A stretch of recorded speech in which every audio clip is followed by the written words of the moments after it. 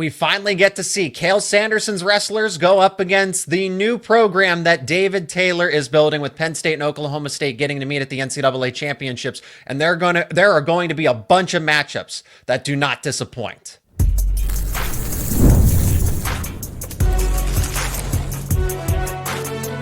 You are Locked On College Crossover, part of the Locked On Podcast Network. Your team every day. You are locked on to some college wrestling. Thanks so much for making this Locked On Crossover your first listen and watch today. My name is Seyko, the host of Locked On Nittany Lions. He is Cody Stovall of Locked On Oklahoma State, as we are talking NCAA tournament and how Penn State matches up with Oklahoma State. We're going to get into the outlook, initial takeaways for both teams, and how every wrestler is set up for the most part. But it's those potential matchups that are almost all but guaranteed to go down, like Dean Hamiti, Levi Haines, Carter Starocci, Dustin Plot, Wyatt Hendrickson, and Greg Kerkvliet. Today's show is brought to you by FanDuel. Right now, new customers can get $200 in bonus bets if your first $5 bet wins. Before we go any further, make sure you subscribe to both our channels to stay up to date with Penn State and Oklahoma State news and wrestling coverage through this NCAA tournament. Cody, let's not waste any more time here. There are quite a few headline matchups that are going to go down at the NCAA tournament. Most notably, I think the 2 and 3 matchups with Dean Hamiti and Levi Haines, Wyatt Hendrickson and Greg Kerkvliet, and Dustin Plott and Carter Starocci. And then there's some other subtle ones that could happen. At 141, Tegan Jamison versus Beau Bartlett in that 2 and 7 matchup. If I had to pick any one of them, is which one's going to be the most enticing, which one's going to have the most fireworks, it's got to be Levi Haines and Dean Hamiti. What about you? No, I completely agree. And there's only been 2 times all season that Dean Hamiti Jr. didn't come out and absolutely demolish people, and that was Iowa and the finals in the Big 12. So I feel like he definitely has some redemption if he gets to the Keegan O'Toole matchup, but the Haynes matchup, I think, would be worth its weight in gold. I firmly believe that Dean Hamiti has the most Magic Man capabilities to him.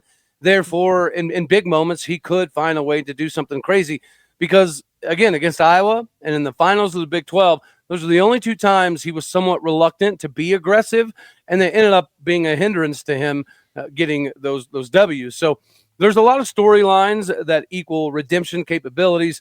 Of course, everybody's chasing Penn State, and it would take a catastrophic event for y'all not to win it.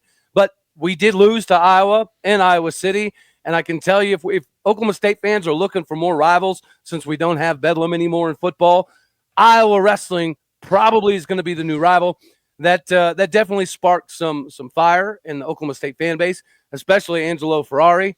Therefore, this is going to be an opportunity for us to potentially catapult ourselves over Iowa to prove that was a fluke. But they have to prove it on the map, and Nationals is always a time where you can see some Cinderella stories come up through the ranks. And I think the biggest Cinderella story we're going to have, you mentioned Tegan Jamison, he's a deadly individual, right? Being able to pin Andrew Alirez is a wild circumstance. And then on top of that, we have Teak Travis at 149. Teak Travis is an Okie. He's a bad mamma jamma. He's kind of, I know, but he's got Caleb Henson of Virginia Tech in that after that pigtail. That's awful. Here's the bright side, though. He has no ability to get prepared for Teak Travis because there's not very much film on Teak Travis because he's been out all year, right? And whenever he did wrestle previously, it was typically a different weight class. So I don't necessarily know that Henson's going to have the best game plans, but he's such a talented wrestler, it might not matter. But Teak Travis is good enough to give him a run for the money. Anybody a run for the money. I mean, look at it. He's ranked number 33 because he hadn't wrestled all year, and he decided to jump in the Big 12 tournament knowing that he had to place top 4 out of nowhere to give himself an opportunity, and he did just that, and he had a couple massive pins on the way to doing so. So, yeah, he's kind of the curveball that nobody's really going to be ready for. Let's zero in on this Hamiti versus Haynes matchup because the general consensus, it's mostly for the most part the majority. I don't think it's outstanding or anything, but most people think that this is Keegan O'Toole and Levi Haines' weight class to lose. And as a covering Penn State, I disagree. I think Hamiti is as much in that conversation as Levi Haines and Keegan O'Toole are. Yes, that would be the most likely crash course, but you are getting a championship caliber matchup between Hamiti and Haines.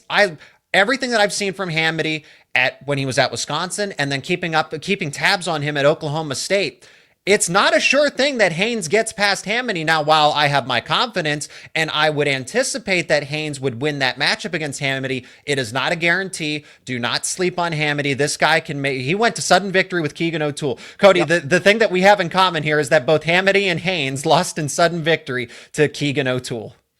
Well, and again, the thing that Dean didn't do that he's been doing all season was doing different moves, like different configurations within like a throw by or something to that effect to get the legs. He didn't do that a lot against Keegan O'Toole, but nonetheless, it went into OT essentially. And I don't know, I feel like he should have won. I'm going to be 100% honest with you. If he's not better than... Say the same thing about Haines. If he's not better than O'Toole, he's literally right there with him. So one thing goes differently, and Dean Hamiti does, in fact, win the Big 12 championship. But that redemption situation hopefully presents itself. And I think Haines obviously is going to be, I don't know, worth its weight in gold because, I think some people are sleeping on the capability of Dean Hamiti Jr. Yeah, and he gave Mitchell Messenbrink a fight last year at that Big Ten title at 165, and now Hamiti has moved up. So has Levi Haines. But that is one of the most, out of all the potential matchups we could get across the board at any weight class, that one seems to be the most enticing. Another one is at heavyweight. Wyatt Hendrickson ultimately gets the 2 seed. And my prediction was that Hendrickson, because he did have the better resume at the end of the day. You look at the RPI, you look at total wins, where he placed in the Big 12 title. Oh, well, Kerkvliet only lost to Gable Steveson. At the end of the day, man, you got to look at the resume. And Hendrickson finished undefeated and won his conference title. Kerkvliet, unfortunately, did not. But there's no difference here. It would have been controversial if it was a matter of the 3 versus 4 seed, because both of these wrestlers end up avoiding Steveson until the championship bout. But that means we're going to get another championship caliber type of matchup, because if it wasn't for Steveson, Wyatt Hendrickson and Greg Kerkvliet would be national title contenders in their own right. And I'm eager to see them settle this one.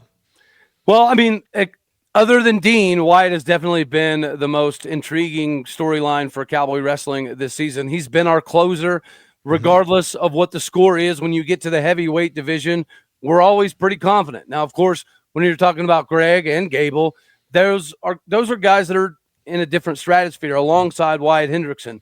But here's the caveat: Wyatt's not 100%.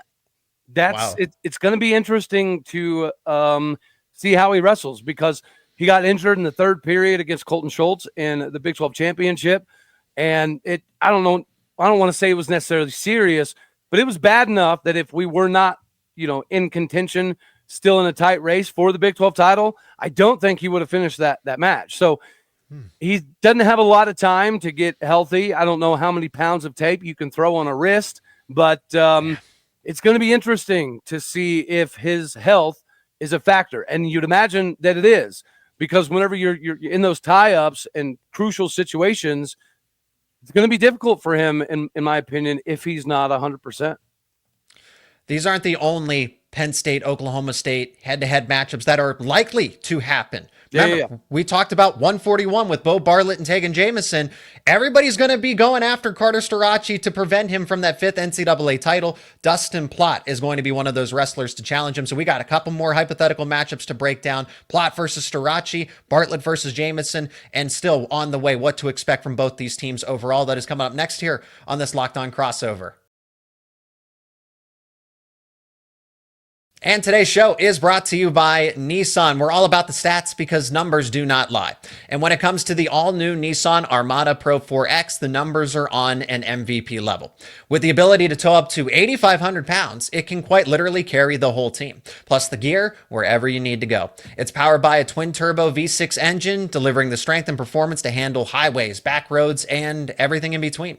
And with room for up to 8 people, the Armada Pro-4X is built for big crews, big adventures, and even bigger memories. Whether you're exploring off-road trails or rolling up to the arena, the Armada Pro-4X brings power, versatility, and style wherever you go. Take your adventures to new heights in the all-new Nissan Armada Pro-4X. Learn more at nissanusa.com. That is nissanusa.com. And today's episode is also brought to you by FanDuel. March Madness is here, and FanDuel is giving you the chance to get in on the action like never before. Right now, new customers can get $200 in bonus bets when your first $5 bet wins. That's 200 extra bucks to use on everything from buzzer beaters to Cinderella stories and even who's cutting down the nets. You can pick your favorites. If you've got your eye on a few underdogs this year, FanDuel makes it easy to back them with spreads, totals, and game props. You stay in the action. With tournament games happening almost every day, there's always something exciting to bet on.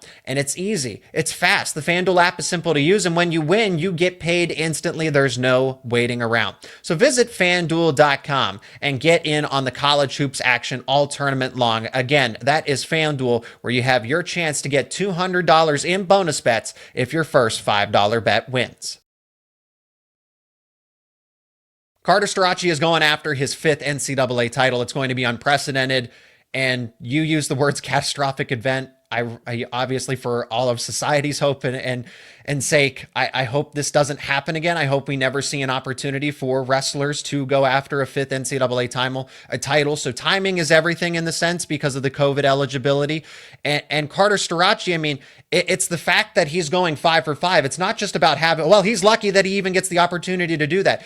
It is already impossible as it is to win 4 titles. And now you're going for a 5th. Dustin Plott's going to be in his way. That is somebody that, now, do I think Carter Starocci is the better wrestler? Cody, you might say differently, and I hope you do for the sake of the conversation. However, Dustin Plott finished as a runner-up. He lost to Angelo Ferrari in that Iowa dual meet against Oklahoma State. So what kind of caliber wrestler is Dustin Plott? Is he somebody that can make the championship again and possibly face Parker Kakaisen in a rematch of last year's 184 title? Or does Carter Starocci go by him in your mind? I think he does. I don't know that Dustin Plott's the same wrestler that I've known him to be. I think you nailed it. I mean, I would love to stir the pot and talk a little crap and discuss how Dustin Plott could shake up the world here. But this last few weeks, Dustin Plott is not the same old Dustin Plott. I don't know what it is, but I feel more concern this year than I have ever before about Dustin Plott getting to the top of the podium when it comes to the Nationals. Now, of course, he's extremely talented. He's very strong, but I think there's also been moments this year that he's been outclassed, and it's going to take the performance of his lifetime to get this thing done. And it's a possibility, yeah, but I can't understand why he's kind of regressed in the latter half of the season. So it's kind of a head scratcher where Dustin Plott is in his ability to potentially win a national championship. Carter's a grown man, right? He's a cheat code, much like the Penn State wrestling squad. And you mentioned Angelo Ferrari, so this is a good time for me to go ahead and tell State College, we are massive Josh Barr fans for this ordeal. Please take out AJ Ferrari for us. And another interesting... If they match up, the only way they would meet is that, I get what you mean. The only way they're on opposite ends of the bracket. So for Barr to get to AJ Ferrari potentially is he's got to go through number 1 Jacob Cardenas. It stinks. I'd love to see that matchup, but I get what you're saying. I get what you're saying. It's bad between Oklahoma State and Iowa right now because of the Ferrari brothers. 100%, right? Of course, there's going to be a lot of animosity from the way that he carried himself on campus at Oklahoma State that led to some of the issues that caused him to leave campus. But at the same time, what Angelo did in the Iowa duel is something that, again, it enraged us to the level that, okay, fine. Now Iowa wrestling against Oklahoma State has always been circled on the schedule, right?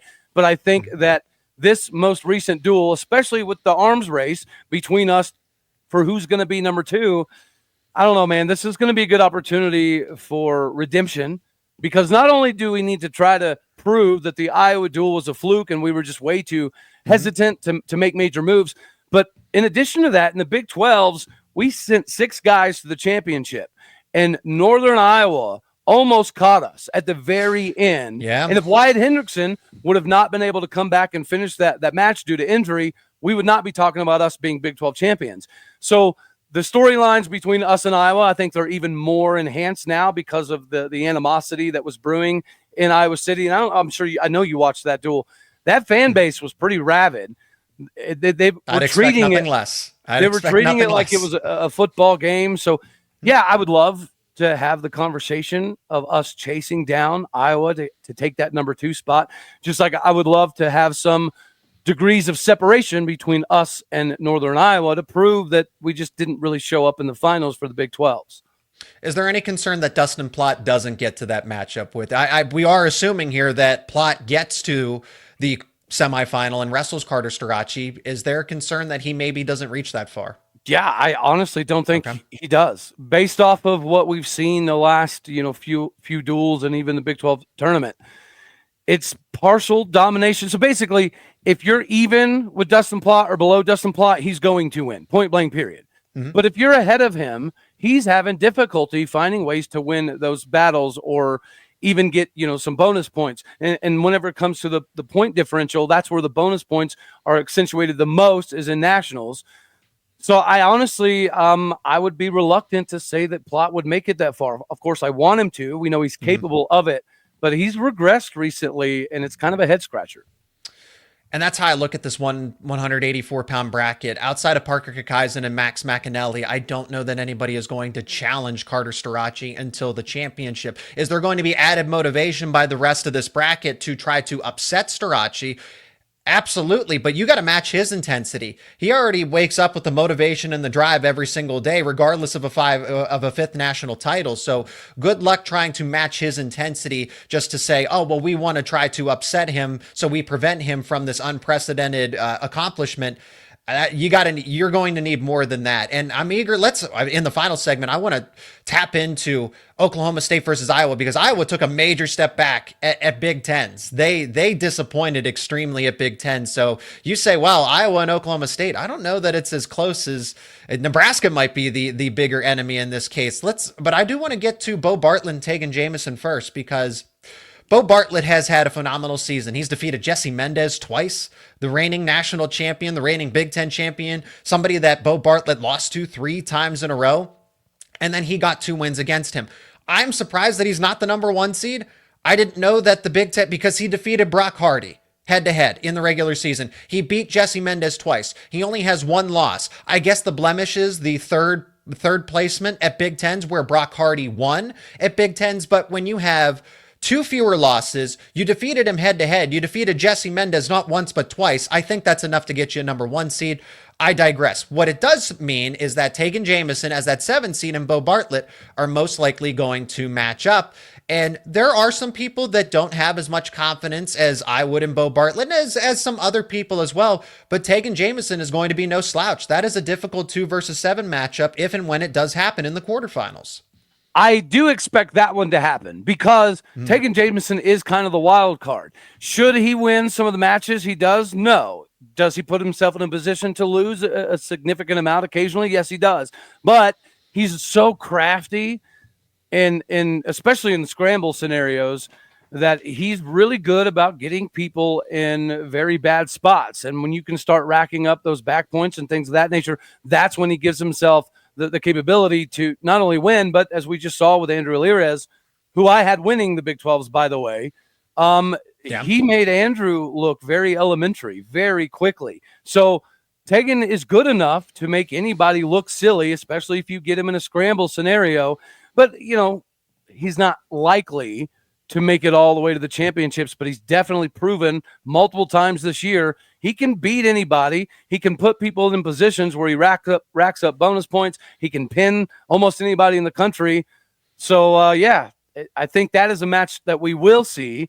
And I'm a betting man, so I would actually be willing to bet that at least gets into overtime.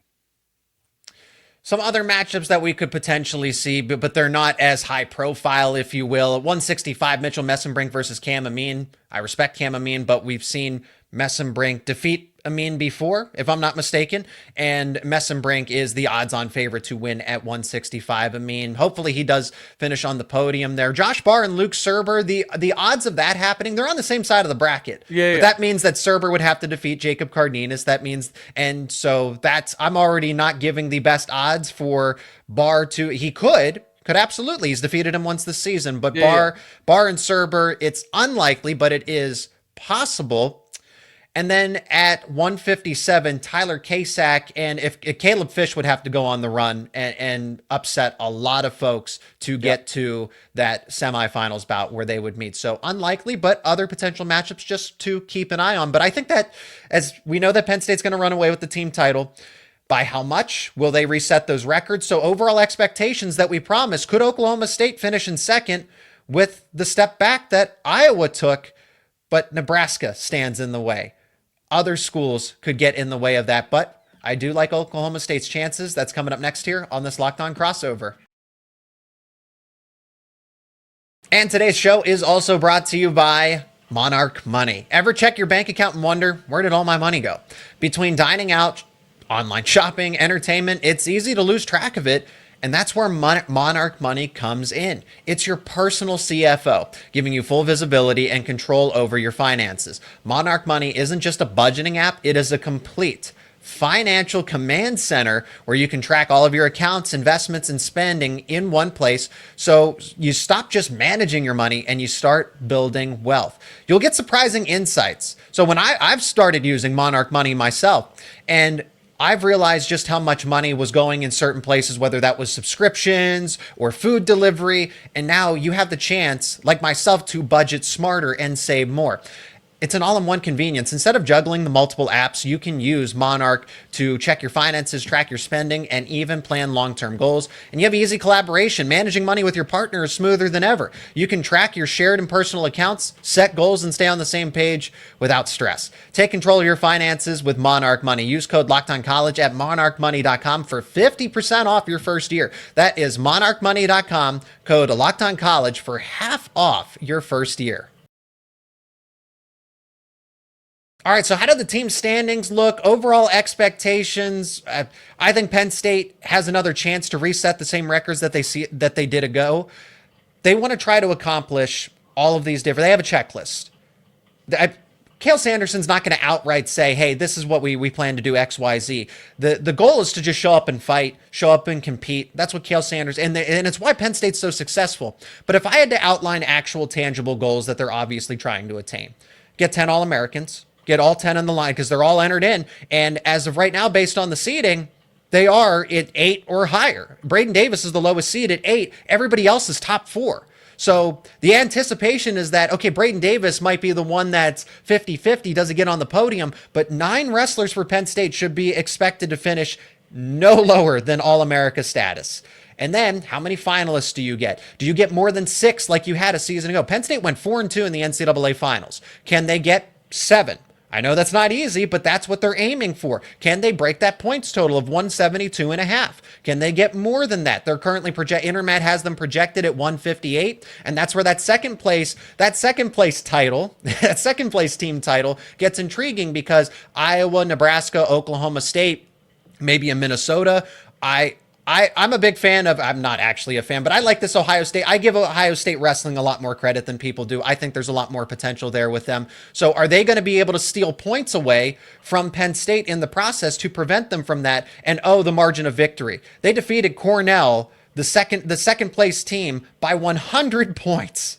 So can Oklahoma State, can somebody else cut into that deficit, steal those team points away, or is Penn State really going to run away with it again where they break all those records and then some?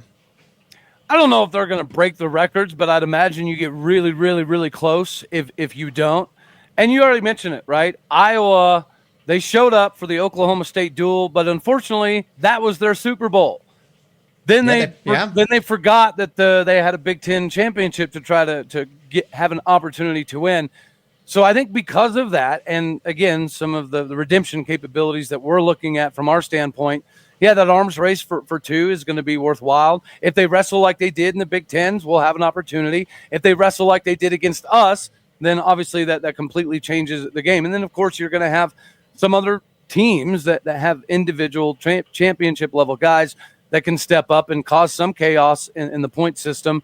So I don't expect a lot of chaos up top with you guys, but the battle for second is the arms race. That's where we are, and that's going to be one of the biggest storylines. And for us, again, it's this redemption moment because we did not wrestle very well up in Iowa City. We were way too cautious. We were way too tentative, and it bit us in the rear end. And the same thing happened in the finals of the Big 12s. We had way too many matches get to the bonus round, and that's not typically going to be advantageous for us. Even Dustin Plott, Kykesen physically is just on a different level than Plott. Like Kykesen's the only guy I've seen that can literally throw Dustin Plott around. Yeah. Again, though, if Dustin Plott has a couple big time moments like he has the last couple of years in nationals, that could change the game for us. I would love to take down Iowa's number 2 because we need to have bragging rights on top of Jax Forrest and Drayshawn Ross. If we outscore them in nationals, then what happened in Iowa City is just going to be some semblance of a moot point. When I look at Oklahoma State overall, at Wyatt Hendrickson, I think Greg Kerkvliet still wins that bout, but Wyatt Hendrickson is a title contender. And then you say that he's banged up, he's not 100%. That there's not a lot of other wrestlers that are going to be at least title contenders, right? That they can get that far, that they can win. It's Dean Hamiti and Wyatt Hendrickson from my point of view when looking at Oklahoma State. For Penn State, they have 9 title contenders. Other than Braden Davis, I think Braden Davis can finish as an All-American. He would have to upset Lucas Bird, who would be my title pick at 133. He was at Big Tens. I'm not going to change it going into NCAAs. I think without Ryan Crookham, I think he's the best at 133. But Luke Lillidahl, the true freshman, title contender at 125. Beau Bartlett at 141. Shane Van Ness at 149. Tyler Kasak at 157. 165. Mitchell Messenbrink. Levi Haines, 174. Carter Starocci, 184. Josh Barr at 197. Greg Kerkvliet, is he the favorite? No, but he's a title contender. You have to be when you're the number 2 seed and you're going to get to the semifinal. You're going to most likely get to the championship, but lose that. You're still a title contender. So Penn State has 9 title contenders, which means in the neighborhood, they're probably going to get 5 or 6 finalists once again. I think 7 finalists is going to be tough. It sounds impossible just to say, but Penn State tries to raise the bar every season. So 10 All-Americans, 7 finalists, 5 individual champions. Well, obviously go 7 for 7. If you're going to get 7 finalists, you might as well go 7 for 7. But that's the idea, is that Penn State, because the second place race that's how we're defining it. There's nobody else that's going to challenge Penn State. So they have to chase these ghosts. They have to chase teams of the past in order for them to challenge themselves at this present moment in the sport of wrestling. And I couldn't agree more. And, if Oklahoma State doesn't get second, I also have to just take it with a dose of reality. We got 10th last year, which is absolute madness. And then the 2 years prior, we didn't even finish in the top 10, which should never, ever, ever happen at Oklahoma State University. So the last time we were even near competitive was 2021, where we finished third to you guys, and then Iowa won that title. So realistically, if we jump back in the top 4 in David Taylor's first year, whenever some of the transfers, he wasn't even, a part of the recruiting process of, I feel very, very comfortable with that. Although, if you want to chop down the tree of potentially getting to Penn State within the next few years, you do have to make an argument for being the number 2 team in America right away. That's going to do it for this Locked On crossover, talking about Penn State and Oklahoma State wrestling. We're going to have more analysis and previews on the way between you and I individually, and then crossovers. We're also going to get Locked On Hawkeyes into the conversation as well. So a full in-depth previews are on the way for this NCAA tournament. So thank you so much to each and every one of you for checking out this Locked On crossover. Make sure you're subscribed to Locked On Oklahoma State, Locked On Nittany Lions for all the latest news and analysis around your favorite respective teams. Please leave a like on this episode, share it with friends and family, and let us know your early predictions for the NCAA tournament down in the comments section. Cody, thanks so much for the time, and can't wait to catch up again very soon. Yes, sir.